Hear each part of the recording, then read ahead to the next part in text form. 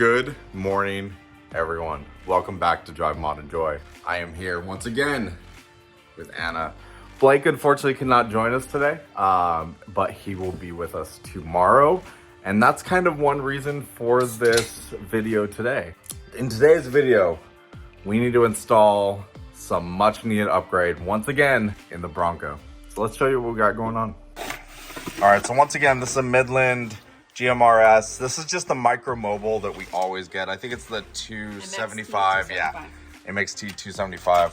So it's gonna come with the actual brains of the machine. In the back of it is where you would hook up your antenna. And then this is for an external speaker again, if you want. And then in the front, it'll usually have a USB, and then it will have a normal, which is an RJ45 connector. But yes, this should be a mini USB-C. Yep. Which is, I don't need, but that's fine. It's handy.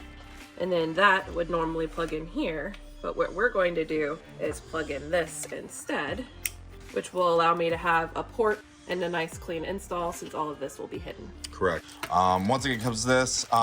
We did not, this time around, we normally upgrade these antennas, but we weren't sure which way we were going for now, so we're just gonna stick with the little magnetic antenna that comes for now. We can always upgrade this later, shouldn't be a big deal. So, where do we start? Well, let's head to the Bronco. All right, so before we actually go to the Bronco, we're gonna go ahead and need to mount this first to the plate from Mountains2Metal. Pretty simple. This just slides out of the actual box. Yep. Really easy. And then the orientation to do this, you need these kicks to be back and moving up.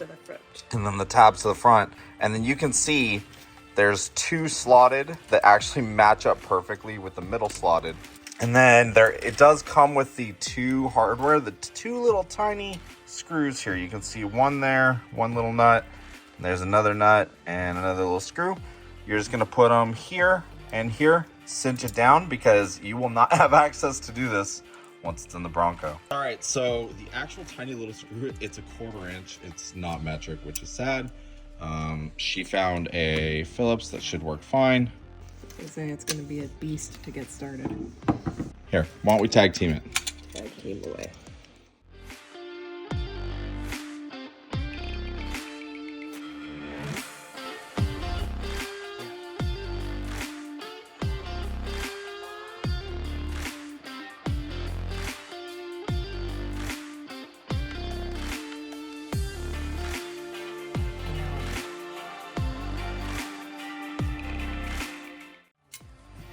So Rob's giving it a one-person try. We're gonna see if he's more coordinated than me. It's just so slippery slidey. Yeah, it's not fun. It's mostly just due to this slot being so wonky. Yeah. I'm getting it. Hey, Mountains2Metal. This is like a legit just thing I want to say. These smaller Phillips with this tough of an actual nylock, these are gonna strip so easily. I would much rather see these as actual hex heads or even star heads, just something with a little bit more bite. We'll come back once we have these together. Yeah. Alrighty, so we did get it installed. We were able to find a screwdriver that had a little bit more bite, and we were able to get these solid. One tip that I thought was really cool, you can actually center this really well by putting something in the middle just to hold it, space in that center hole you can see on the back. Centered off really well, tightened up, and we're good there. The nuts were 1/4. The screwdriver we ended up using was a size 0. Yeah, size 0. And it worked out pretty good. I would still rather these be... Yeah, I think stars would make a lot of sense. Something that grips just a little bit better. I'm sure a lot of you, if you guys are actually using this Mountains2Metal, I'm sure a lot of you guys are going to strip these out. All right, next step. Slide this bad boy in. You want it in this orientation for 2 reasons. Apparently, one, you want this facing the back so that it clears the glove box. And then when it comes to the front access, you're going to have to be a little tricky with it. You're going to be plugging this in like so, right? But you're going to be folding it up and over to go to its destination. Now see, since we're using the little bitty antenna that came with the kit that we purchased instead of an upgraded one, this isn't quite so beefy, but it still sticks out pretty decently once you've got it all plugged in. So they had made this so that it'll kick out so it doesn't mess up in the back. Yep. All right, and next steps, we have to take this to the Bronco where we need to remove the glove box.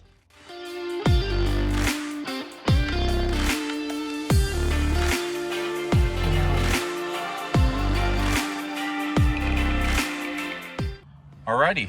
So obviously open her up, and then this little piece here on the inside, you'll see there's a little track that it can come up, and then once you bring it up, it'll pop out.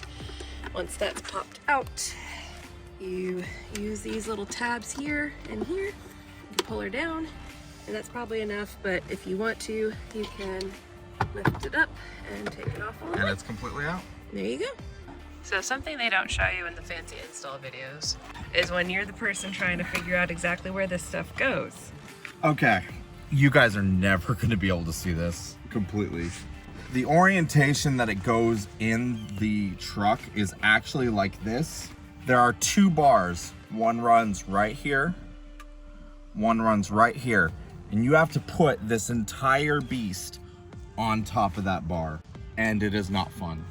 So, show you kind of what I had to do.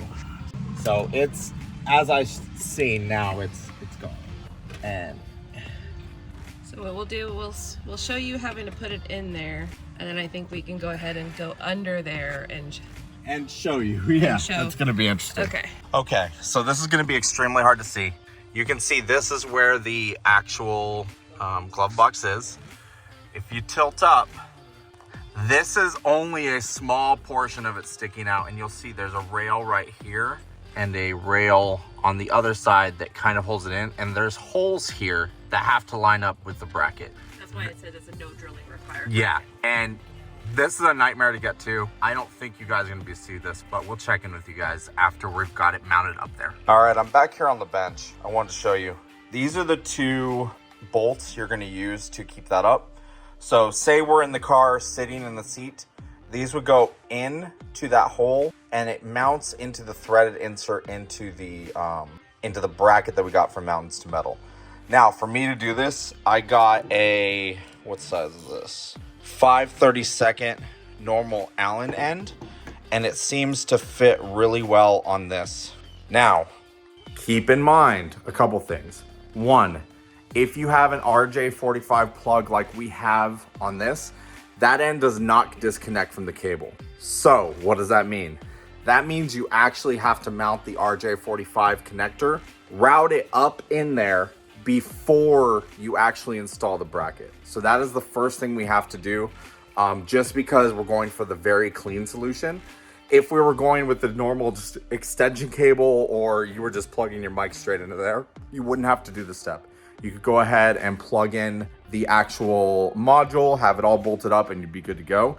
But since we're trying to make this the cleanest install ever, we actually have to mount that plate in there first, and then we can mount up the mounting bracket and get it done from there. So I'll check in with you once we've started to disassemble the interior and show exactly where we're going to install it. All right, I'll say this. It's a chilly day in Texas, and I wish we had the garage for this today. Wouldn't you agree? Yes. But we've got two vehicles you guys don't get to know about yet inside the garage. Yeah. So Bronco isn't out there. Outdoor baby. So here's what we were talking about. So this piece, right? If we were to have it installed, collect in like it is right now, we have no way to push this through the back. It doesn't work that way. It goes into the front. So actually we have to install this first before we can do this. So where we're thinking we want it, and this is in theory right now because we haven't taken apart anything, is we want to put it right here. So we think to do that, we're gonna have to undo this grab handle, and then hopefully there's a way for this top console just to come out, and then we can do all the work in the garage. We don't know if that's the case, but hopefully it is. We'll keep you guys updated. So doing some investigation, we've learned a couple things. One, there's a panel right here that you guys can see. That comes off really easy. Next, you have to remove this under panel that she's touching there. Grab handle needs to come off. surround from the shifter comes off. And then this whole piece comes And then this piece here will come off. And then once we have that out, we can take it in the garage, make a nice little hole, have it nice in there trim, and good to go. So we're gonna start on removing all those pieces now.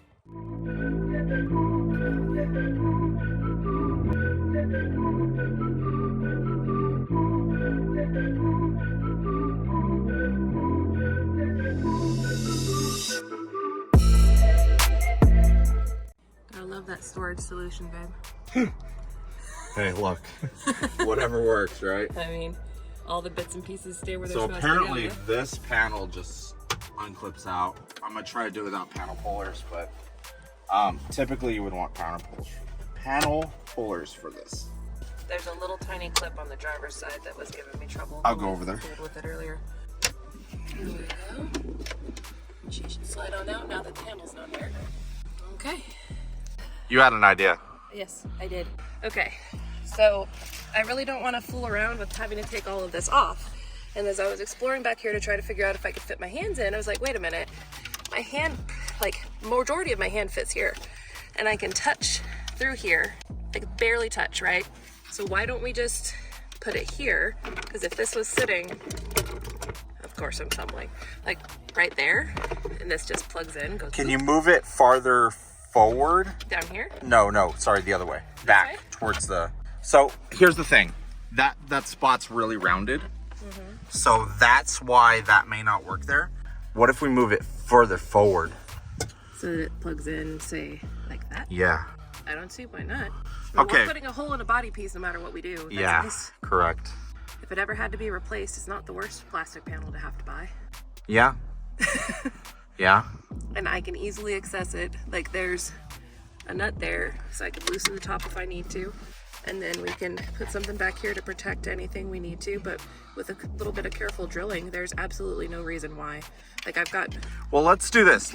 Let's actually take out that climate control panel to see exactly what we're working with in the space. I guess we'll find out if we can. Yeah, let's do that. All right, so Rob is removing that panel. Trying If he can anyway. We didn't grab the panel pullers yet, so I don't want to go too hog wild either. yeah, I appreciate that. I mean, I just got to see where all the clips are, and then we'll take this off. We'll proceed to take this out, and then I think we can get off the console. It's amazing what the right little tools will do. Yeah. Oh, we can just lay Literally it just down. hangs down. How nice is that? That's sweet. That's good design. Like they knew we would be full. Wow, that actually means in the future, if we ever needed to install like more switches or just something, this would be really easy. I will say, Ford cheaped out on a couple of things. Like these panels scratch super easy, but at least they're easy to fool with. Like they knew we were going to be taking it apart, and I appreciate that. I'm shocked. So it does look like there's a bolt on each side to remove the climate control. We're gonna go ahead and get to that now. Yep. All right, so the next step, like I said, there's one screw in the center right there, the left one, not the right one. And then there's one on the other side as well. They're both 7 millimeters. So we'll go ahead and remove those now. That should give us access to pull out the climate control. Ooh, it's actually in there pretty tight, actually. Surprisingly. There we go. Release it from its tomb. All right. In audio.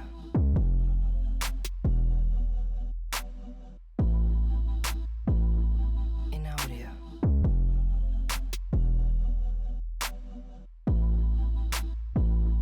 In audio.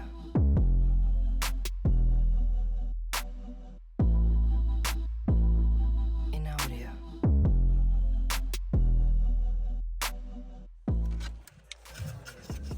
Probably need a panel puller. Yeah. My side's pretty tight. I didn't expect that. See, mine has a lot of access, but I don't know Where the tabs are. where the tabs are. It's out. That was a massive pain in the... Go ahead and show them the one we had to sneak back there so that anybody... This was a pain, and this was a pain. We had to use this tool, sneak it up from the corner all the way over, and then finally pull right there. Oh, man. All right, so we finally got it out of the Bronco. This took way longer than normal. By the way, where her hand is, that connector is a pain in the butt to get out. The rest were pretty easy. It was just that one. So let's see the space we have to do this. And all of this triangular The back is area what matters. flat on the outside. So it'd have to go like right here. Okay. It'd have to go like right there, right? Yep. And that's still pretty flat on the outside. So it should be all right. It should be okay. That'll be interesting. We'll see. So having it on the plate, what I did is I set this in place, right? The way I thought it should probably fit back here. And then I scribed it around and just scratched it from the inside here. Now from there, I can start to take out material slowly until it's just the right size. And then I can actually measure this as well to see what the best course of action is going to be. Okay, so we were thinking about trying to figure out exactly how much material to move and just happened to find the calipers. So Rob's going to be measuring right now to ensure that based off of the area we scribed, we go with the best option for material removal so it looks nice and clean when we're all said and done. That's probably, see, I need to have enough room in it. Tabs. So then I know kind of at least where to start. I can't mark it yet, but essentially it'll be that much cutting. I guess we can go grab a marker. That might be easier. Yeah. All right, be right back. All right, so here's what we're gonna do. This may not make much sense. I took the calipers. That's the size we need. I found a round, this is actually a wood bit, but it works really well for plastic. And it is the exact width of the calipers. We're gonna go ahead and drill that dead center where we want it. And then we're just going to round out the corners to where it fits as snug as possible. We're having to get a drill that's actually in the Tacoma. We usually have all our tools in there for off-roading. But yeah, we're gonna drill this out, make some nice sharp corners, and then it should fit, no issue. All right, just in case I wasn't light, you can see kind of where I'm gonna go and what I'm trying to do. I know it's not the cleanest marking, but it's really hard to do with the climate control in the way. But it should be perfect for this application and at least show us kind of where we need to be.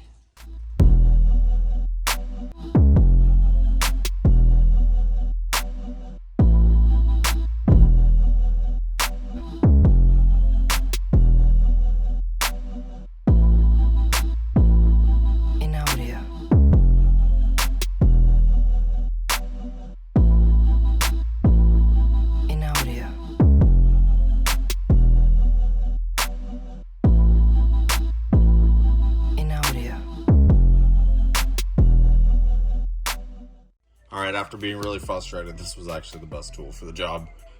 This plastic is really tough. This worked out. I think we finally got it big enough to where it'll snap in. I have a feeling if we snap this in, it'll be a one-time, cannot come back out. So, ooh, close. Okay, so you'll see there's these little feet on the back. See those little feet on the back? See how much room there is? There's not a lot of room there, right? See how thick the plastic is? You can see it's a lot thicker. So what we do is we just trim a little bit off these, just a little bit at a time, and that will actually give you room to hopefully be able to snap it. Make sure to do this in little increments or you go too far. But let's see. Holy cow. Yay. It is now in there. Boop, boop. Oh my gosh, that was a lot of work. That's what we get for wanting to make it not look ugly. All right, now we can put this all back in the Bronco and resume where we were. So getting back in the Bronco, she is going to snake everything through. She just needs to find a spot where that RJ45 jack can go through into the glove box. And you got it through? Boop. All right, pull most of it out for sure. Yeah, so I figured have it hang like that for now. All right, y'all. We're gonna leave you for a second. We're gonna get this interior put all back together. It requires all 4 of our hands or we'll scratch everything all to pieces. Yeah, so we will check in with you once everything's back the way it should be, and then we'll continue with the install.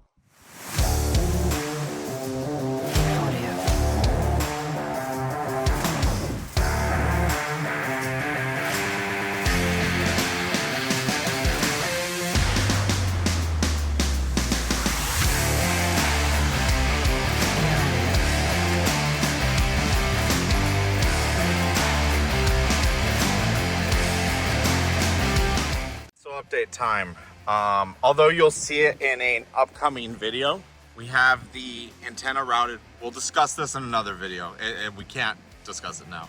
But this runs across that channel, and then essentially she did the work to hide everything perfectly, and it's run all the way into the inside. So we're finally good. I plugged it in too to make sure everything is good, and I zip tied the extra so we can tuck it up back behind the glove box once the glove box has been reinstalled. Nice. So we're at a point where we can finally install this thing. We need to do the electric wiring now. Yeah, we need to do electric wiring. Ground, plug it into my switches, and mount to the actual mounting points. Yep, we'll get to that point. Alrighty, we're back in the garage. So we're gonna do some wiring now. So this is the wiring that comes with the actual radio. Since we're hardwiring it to the car and our Bronco is equipped with the auxiliary switches, we don't need this actual plug. So it is gone. So basically what I'm gonna do from here is just split these wires up. Now, it's pretty self-explanatory, but black is typically ground, red is typically power. That's all you really need for this. So what are we gonna do? Well, one, the black wire, we're gonna ground inside the vehicle. Really easy. So with that, what we need to use is we need to use one of these terminals. You might have seen this on the ARB install. And we need to find it for the exact size that we're gonna use. All right, so after getting the microfibers out of the way, these are the two bolts that are using to mount everything, but we're also gonna use this as the grounding bolt inside the vehicle. To do this, we need to find a terminal. That's the right size that'll actually slip through this. That's easy enough, and that looks perfectly fine. Yep, and it'll have good contact with the screw too. So we need to use this for the negative side of the terminal. So we're gonna go ahead and strip the wire. I would assume it's actually do a little bit more than that. And some of you are probably thinking, oh yeah, super easy, you've got all the stuff. Well, that is how Rob is. Just how it works sometimes. Handy dandy crimpers. Yep, so we got my good crimpers that we have. We're going to, believe it or not, these are actually color coded. You can see it on here. Yellow, blue, red. They correlate to the colors that you use here. So we're using a blue connector. We're gonna use the blue section to tighten it down. And I'm just gonna use all the force in the world to get that in. It's crimped and it still came out. So we probably need to go down a side. Keep in mind this happens. That's why we test things ahead of time. You do the pull test. So red is actually a lot smaller. This is actually probably the right wire for this. So yeah, show you our mistakes. Aren't the connectors labeled also? Yeah, this is 22 gauge. Sometimes these connectors, believe it or not, they have the heat shrink that goes over the end a little bit too much, and I do need to cut that out so that the wire can go in between. So I'm just gonna take, this is actually a scalpel, and just cut out that so that the wire can actually stick out the end just a little bit. And you're doing that because you want to make 100% sure it's going to be... It won't pull back out. That's the big factor here. I don't want to do this and then the wire has a chance to actually work its way out. So now you can see the wires all the way through. Now we're using the red. We can stick it on the red section. Crimp. Ugh. Crimp like my life depends on it. And I will say, you can do a lot of this without the special tools. Like, you could just use a pair of pliers and crimp down on it like insane. But when you're doing these kinds of installs, you will do these often enough that it's worth getting the tools, because then you know it's done right. Correct. It is always worth, like, I don't know, I've been doing this for a very long time, and I just built up all my wiring stuff over time. This isn't something you have to have on day one. Like, you don't have to have this stuff on day one. It's probably too big. Let me get some other heat shrink. All right, so I pulled out this set of heat shrink. What is really cool about this set of heat shrink, it actually has glue on the inside to where it'll never pull away or anything. It's actually lined with glue, and when it heats up, it will actually never come apart, which I love. But these are also heat shrinkable. So I'm gonna heat shrink this first and then put the black heat shrink over it. Just because it looks nicer? Because it looks nicer, exactly. You can see how it kind of went transparent. Yep. And now you can tell it's going to make sure nothing pulls apart. And then just because Rob is the guy that does everything, we're gonna go ahead and add the other heat shrink over the top. Might actually go up one size. And I do like using color-coded heat shrink like red for anything that's power related or black for ground. So eventually we'll have to do a walk around of the truck and show everything that's been installed there. So this wire is good to go for our ground. Now, there is a big difference though. Our red, we're connecting to the factory auxiliary switches. So we can't put just a round terminal on it. We actually need a way to connect them together. So we're gonna go, unfortunately, to a very cheap set of connectors. I wish I had better ones right out the gate. Don't. At least you already had them. We didn't have to go to a store to buy them. This is like your AutoZone normal connecty things. So obviously we learned ahead of time, red is the way to go. So this is the female end. Oh. And then this will be the male end, and they will meet together like so. Are we going to have to put one of those ends in the truck? Yes, truck? yes. Okay, so they didn't already install those. We're going to have to do them both. Correct. So how are we going to have to heat shrink them? Yes, we will probably heat shrink them. All right. We may not need to. Ah, look at that science right there. Teeth. And just like with the other one, Make sure it's sticking through. Tiniest bit. And I like to crimp it right behind where the wire sticks out, so you know whatever's sticking out cannot be pulled back through. Boom. So now that is in, it's not going anywhere. Okay. Lastly, I'm going to do on this, it is a red power. So Well, those aren't heat shrinky, are they? The AutoZone ones? The cheapy ones? no. So Okay, these so we ones have do to. not heat shrink. We do have to use other heat shrink here. I'm testing right sizes size. really quick. That's too small. What, the one in the middle wasn't the right one? It is. It's just a little shorter than I like, but we'll rock it. It'd be alright. It covers everything. So same thing as before. And now this side of the section is done. However, we do need to put one of these on the inside and install it in the Bronco. We'll show you that next. Alright, you guys absolutely cannot see it, but just to give you an overview, Rob is working on getting everything installed on the white wire. It's nice and tight and not going to be nice on his back at all. And then that white wire will be added to this switch number 6. It's the one we want to use. Here, hand me it. I can show them. So you guys can see right there, it's that wire. And yeah, it's a pain to get to. All right, so Anna's getting the module put in there now. She's going to bolt in the wiring, bolt in that ground wire, and we can start to clean this up. I wish there was a better way we could film what is exactly going on, but there isn't. It is a nightmare to get into. So I hope you guys appreciate that. We'll check in with you once it's installed and maybe show you after. Okay, so here we go. We have all the wires. Also, so I have the mount right here, right? You can barely see where I was pointing. And right, that bolt right there is what holds the mount in. And then I zip tied the cables right behind it so they don't dangle down. And then over here, you can see where the antenna plugs in the very top part of the mount. And then that bolt right there, that is our ground that we made, tucked over out of the way. And at this point, I believe all we need to do is put the glove box back in and make sure that wire is plugged in inside the engine bay and we're good to go. And I can't see anything now. Mm-hmm. And boop. Is it annoying because of the wires? Or is it good? It's not terrible, but you can tell there's wires there. Okay. But it's not gonna jiggle or anything, so. It'll be okay when we're driving. Okay. Holy cow, it's all put back. All right, let me get in there and I'll see how it looks on, show everybody that. So, you can't really, like you could see the tiniest amount of wire behind there. and it makes the tiniest amount of noise when you close, but that'll be all right. All right, so getting into the engine bay.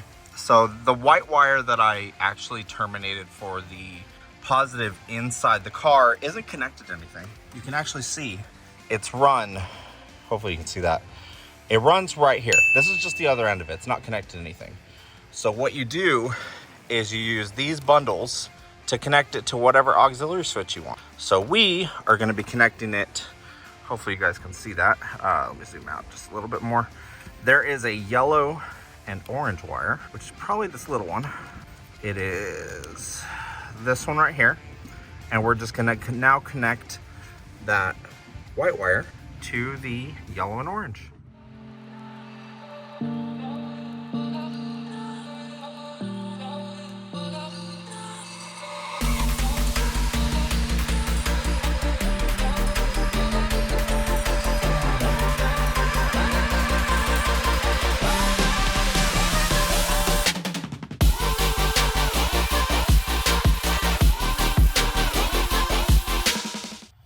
So, since this is a connection we may want to remove at some point, I am not heat shrinking these. I am just using good old electrical tape. If I had like Tessa tape, I'd probably use that. Tessa tape is a fabric tape. Really good. OEM uses it all the time. But essentially, good old electrical tape will take care of it. I'll just tuck that right back down. No harm, no foul. And it is fully connected to that switch. Let's see if it works. Okay. Bronco on. Switch on. Yay! So in theory, if we flip this, it should turn off. Yes! I like it. So, alright, then we just have to switch it to our channel and we're good to go. That is, keep in mind, this was a very long day, guys. This was... But we're going off-roading tomorrow, so it's gonna be worth it. This was 3 hours of solid work. Yes. And I am exhausted. Alright, so also, it bothers me that wiring being where it's at, up there, it still hits the back of the glove box really bad. And then I was like, hey Anna, why did you not just put it in the big gaping hole right there? So I'm gonna be moving it really fast. I'm gonna send Rob inside because it's like heading slowly towards freezing. And then once that's done, we are good to go with the Bronco. Look how pretty that turned out. I love the switch. I know, isn't that so much nicer? And technically you don't have to turn it on and off anymore because Nope. it's on once. Yep. Oh, and if you leave that on and turn the ignition off and then start Let's the try ignition it. again. So ignition, so everything is on, aux is on, Yep. and it turns off. Yep. And then when you turn it back on, it'll remember and the radio will automatically be on again, so I don't have to worry about it draining my battery. Love it. It's very cool. Good stuff. All right, y'all. This has been a very long day, wouldn't you say? Longer than expected. Way longer than expected. Sorry. No, it's fine. And honestly, this is just another piece of the puzzle we had to do. Tomorrow, which you will see in the next video, we're going off-roading again. We're headed to an off-road park in Bridgeport. Yep. You're gonna see some awesome obstacles and stuff. It's gonna be fun. But final thoughts on the radio install, everything start to finish. So definitely worth the trouble, in my opinion. I like the box being completely hidden. I like being able to unplug the microphone so that we can hide it away if we're going on a long trip and not using it for some reason. The switch is really nice. I bet you're jealous that I have it. I am. But yeah, it was a pain, but it was worth it. I would agree. I would agree.